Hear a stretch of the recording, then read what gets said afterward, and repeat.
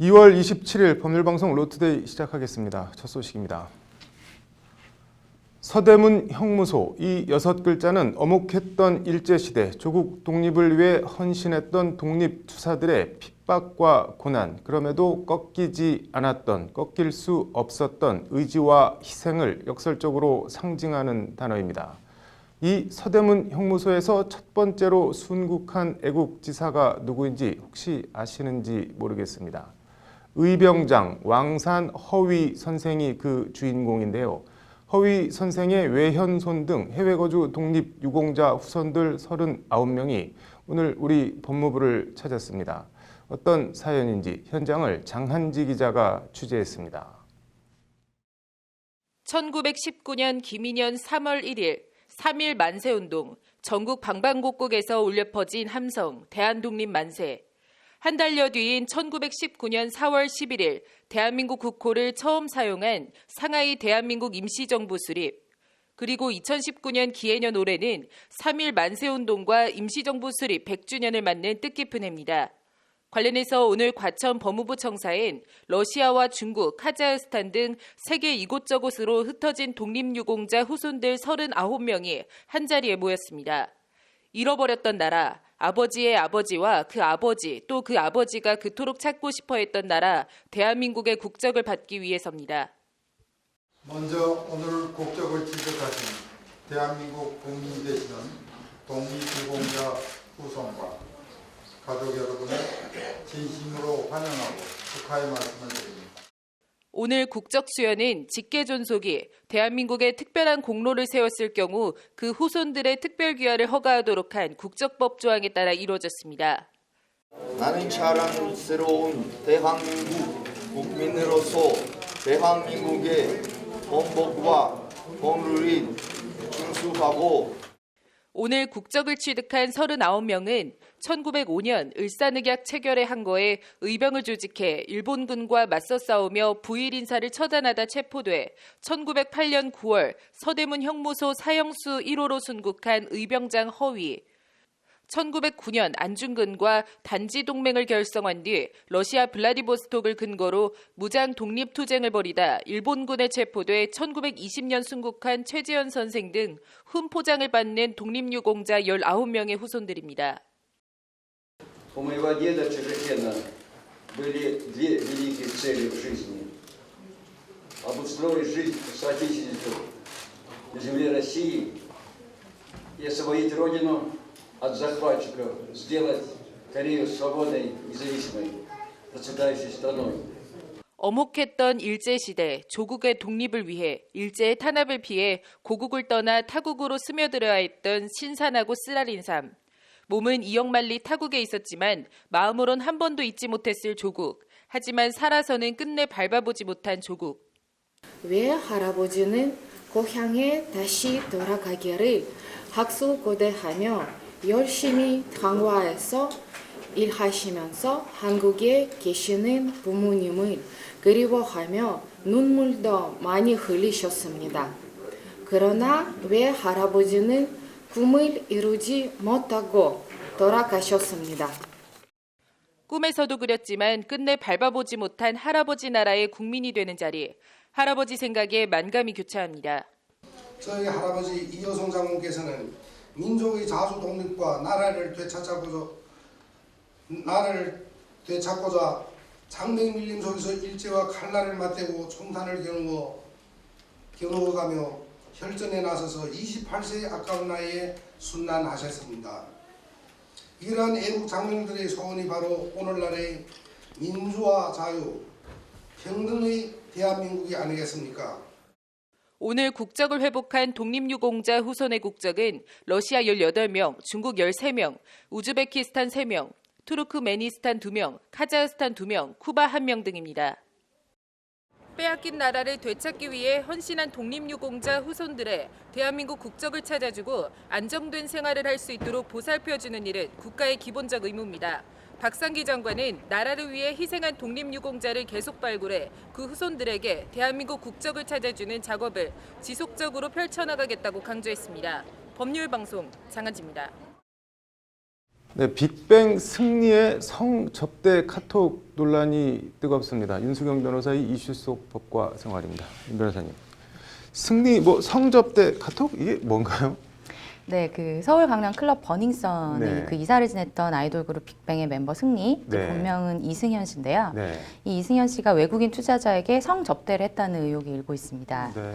문자 내용을 보게 되면 승리가 A 씨에게 네. 클럽 아레나에 메인 자리를 마련해라. 네. 지금 여자들을 누가 관리하고 여자애가 누가 있지? 뭐 이런 네. 내용들을 물어보고요. 네. A 씨는 메인 자리를 마련하고 경호까지 싹 붙여서 잘 하겠다라고 네. 또 답변을 했습니다. 네. 근데 이어서 승리가 여자는 뭐 어떤 애들로 하자라는 네. 메시지를 보내고 유 씨가 내가 지금 어떤 사람들을 준비하니까 안내해서 호텔 방까지 잘 갈 수 있게 처리해라는 문자를 올리고요. 네.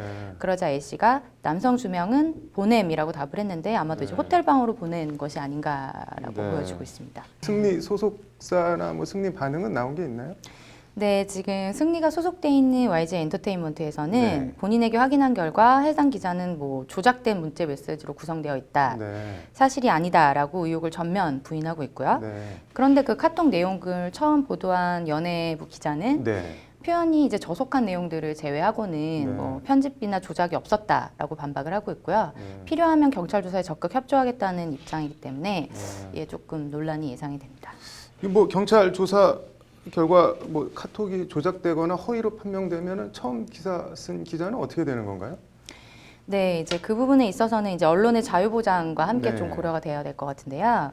우리 판례를 보면 이제 신문이나 언론 매체가 네. 보도를 통해서 타인의 명예를 훼손하는 행위를 했다고 할지라도 네. 그 내용이 공공의 이익에 관한 사항이거나 목적이 오로지 공공의 이익을 위한 것이었거나 네. 그 진실성이 증명될 경우에는 위법성이 없다라고 판시를 하고 있고요. 네. 그리고 설사 그 진실성에 대한 증명이 없다라고 하더라도 그것을 진실이라고 믿을 만한 상당한 이유가 있다고 한다면 네. 불법 행위가 성립하지 않는다라고 하고 있습니다. 네. 이제 얼마만큼의 네. 진실 확인을 위한 노력을 했는지가 관건이 되겠습니다. 그럼 거꾸로 만약에 승리 카톡이라는 게 사실로 밝혀지면 승리나 성접대를 한 여성이나 어떻게 되는 건가요? 네, 먼저 그 잠자리와 술자리 접대 요구가 인정이 네. 될 경우에는 이제 강요죄에 해당이 될 수가 있습니다. 네. 그래서 강요된 접대가 또 사실로 확인될 경우에는 접대를 시킨 쪽이 우선 처벌 대상이 되고요. 네. 접대를 받은 사람도 접대에 대한 의사 표시를 한 것이 확인이 된다고 하면 처벌 대상이 될 수 있겠습니다. 네. 그리고 특히 접대가 업무와 관련한 대가성이 있는 것으로 입증이 되면 그 접대를 받은 사람이 배임수재죄로 처벌받는 것도 가능한데요. 네.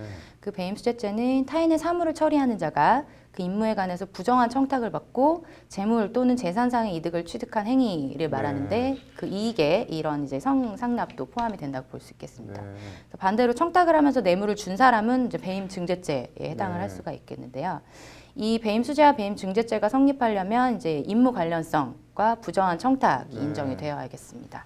네, 그리고 이제 추가로 성매매, 알선 등 행위 처벌에 관한 법률을 네. 보게 되면 이제 성매매를 알선하거나 성매매할 사람을 모집하거나 뭐 직업을 속여 알선한 사람에 대해서 3년 이하의 징역, 3천만 원 이하의 벌금에 처하도록 되어 있기 때문에 네. 이 부분에도 해당할 수 있을 것으로 보입니다. 이 여성은 돈을 받거나 한 사실이 전혀 없으면은 처벌이랑은 관계가 없는 건가요? 예, 뭐 말씀하신 것처럼 이제 향응의 제공이나 성행위 자체도 네. 뭐 뇌물에 해당할 수가 있게 되는데요. 네.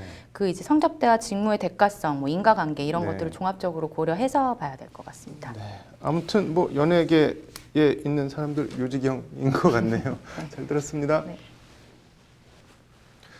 다음 소식입니다. 비주라고 콧구멍과 콧구멍 사이 위치한 연골을 지칭하는 부위가 있다고 합니다. 코막힘 증상을 개선하기 위해 코 수술을 받았는데 이 비주가 말려 올라가 보기에 굉장히 불편한 이른바 들창코가 되었습니다. 병원은 의료과실이 아니다, 책임이 없다는 말만 합니다. 법률구조공단 사용 설명서, 오늘은 계란으로 바위치기라는 의료사고 법률 구조 사례 전해드립니다. 신세아 기자입니다. 사지마비 1급 장애인인 최모 씨는 평소 양쪽 코가 심하게 막혀 서울의 한 대학병원을 찾았습니다. 상담 끝에 최 씨는 관련 코 수술을 받기로 했고 입원 수속 직후 전공의로부터 관련 설명을 듣고 각종 동의서를 15분 만에 작성한 후 수술을 받았습니다. 수술에 앞서 최 씨는 비주가 손상되면 코를 풀 수 없으니 필요하면 귀 연고를 사용해서라도 비주 손상을 막아달라고 신신당부를 했다고 합니다. 그러나 수술을 했음에도 코막힘은 별 차도가 없었고 오히려 비주를 절개한 부위가 말려 올라가 들창코가 되는 최 씨가 걱정했던 최악의 사태가 초래됐습니다. 귀 연골이든 자가 연골이 부족했을 경우에는 귀 연골이든 추가적으로 더 해달라고 했는데 자기 판단에는 이게 코 모양이 이쁘고 교과서적으로 했는데 뭐가 문제냐라고 얘기를 하시는 거예요. 그러니까 그런 부분이 너무 답답한 거예요. 이에 최 씨는 대한법률구조공단 도움을 받아 병원을 상대로 1,000만 원의 손해배상 소송을 냈습니다. 재판에선 병원의 의료과실과 설명 의무 위반이 쟁점이 됐습니다. 그러나 1심은 병원 손을 들어줘 원고 전부 패소로 판결했습니다. 최 씨가 주장하는 손해는 심미적인 영향으로 손해에 해당하지 않는다. 수술 동의서에 부작용에 대해 기재돼 있기 때문에 설명 의무 위반에도 해당하지 않는다는 게 1심 판단입니다. 억울함을 풀 길 없는 최 씨는 다시 항소를 제기했고 공단은 의료 과실보다는 설명 의무 위반에 집중하는 쪽으로 재판 전략을 수정했습니다.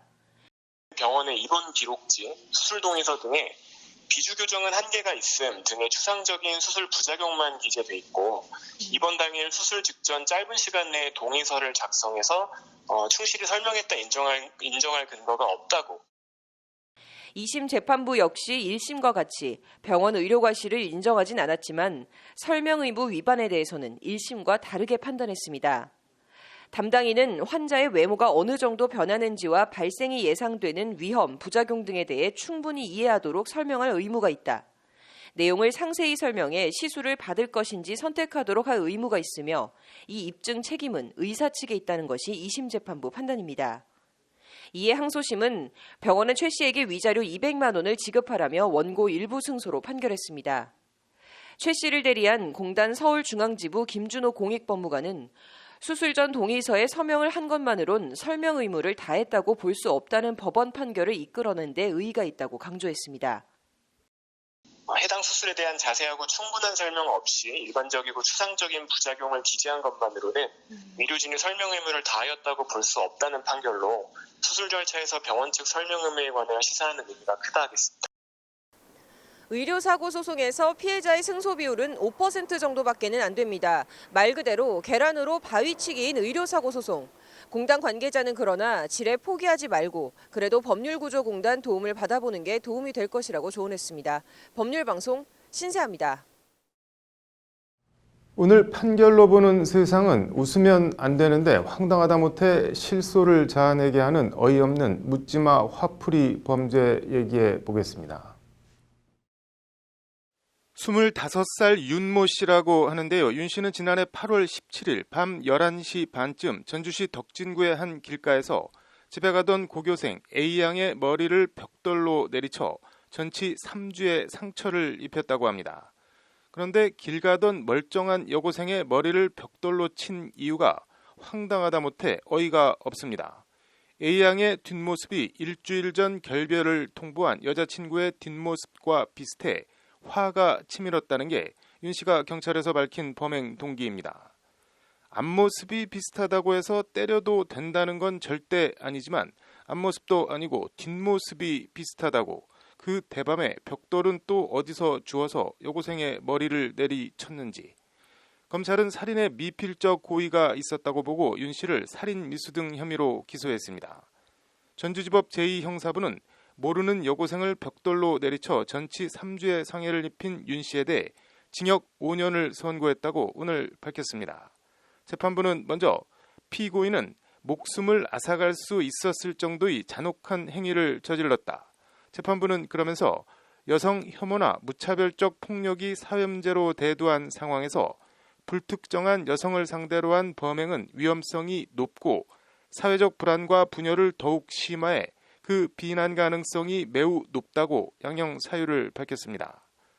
윤 씨는 초등학생인 동생과 원룸에서 살면서 동생을 돌보지 않고 비위생적인 집안에 방치한 아동복지법 위반 혐의도 아울러 받았습니다.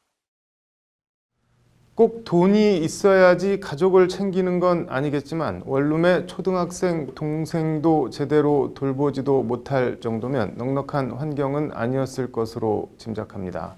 불우한 환경에 뭐 제대로 되는 건 하나도 없는 것 같고 여자친구는 헤어지자며 결별을 통보하고 세상을 향한 원망과 적개심도 이해 못할 바는 아닙니다. 그렇다고 순간의 화풀이 범죄로 애꿎은 여고생에 충격을 주고 살인 미수범으로 본인 인생 망치고 그래도 형이라고 의지했을 텐데 초등학생 동생은 어떻게 됐는지 안타까운 마음이 듭니다.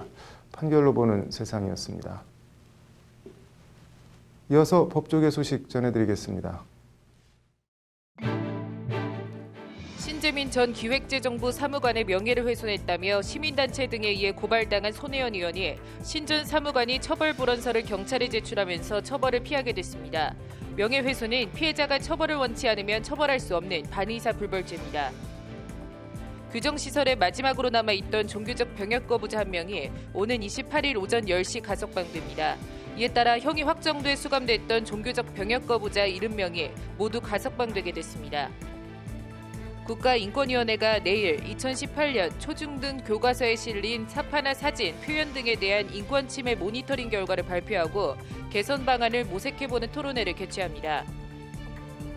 법제처가 오늘 양창수 전 대법관을 초청해 민법 파괴 개척과 발전을 주제로 특강을 열었습니다. 양 전 대법관은 독일이나 일본의 민법 해석 이론을 일방 통행식으로 수용하는 틀을 벗어나 국내 민법 제도의 실제에 맞는 해석과 운영이 필요하다고 강조했습니다. 2월 27일 법률방송 로투데이 마치겠습니다. 시청해주셔서 감사합니다.